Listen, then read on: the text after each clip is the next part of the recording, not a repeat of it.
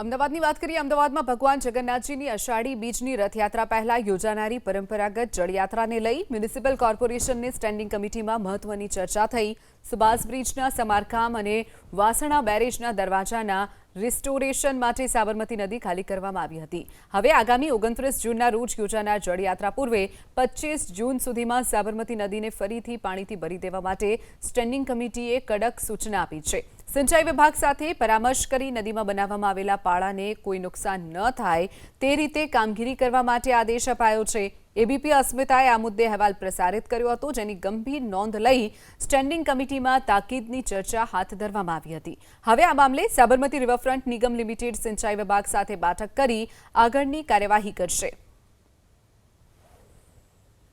રથયાત્રા જે છે એનું આગવું મહત્વ હોય છે અમદાવાદ માટે, અને એમાં પણ રથયાત્રાના પૂર્વે જળયાત્રાનો કાર્યક્રમ છે આ 29 તારીખે।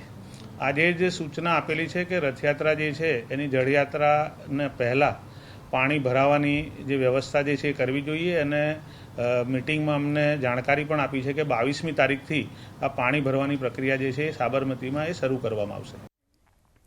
તો ભગવાન જગન્નાથજીની રથયાત્રા જે યોજાય છે તેના પૂર્વે જે જળયાત્રા યોજાય છે તેમાં સાબરમતી નદીમાંથી પાણી લેવામાં આવતું હોય છે, પરંતુ અત્યારે સાબરમતી નદી જે રીતે ખાલી છે તેને ભરવામાં આવે એબીપી અસ્મિતાએ અગાઉ અહેવાલ પ્રસારિત કર્યો હતો। સાબરમતી નદીને ભરવામાં આવે તેવો ત્યારબાદ જે સ્ટેન્ડિંગ કમિટીની બેઠક મળી છે તેમાં આ મહત્વનો નિર્ણય કરવામાં આવ્યો છે। વાસણા બેરેજના દરવાજાને રિસ્ટોરેશન માટેની કામગીરી કરી સાબરમતી નદીને ખાલી જે કરવામાં આવી હતી તેને ફરીથી ભરવામાં આવે। 29 જૂનના રોજ જળયાત્રા યોજાવાની છે, તેના પૂર્વે 25 જૂન સુધીમાં સાબરમતી નદીને ભરવા માટેની પણ તૈયારીઓ શરૂ કરવામાં આવી છે।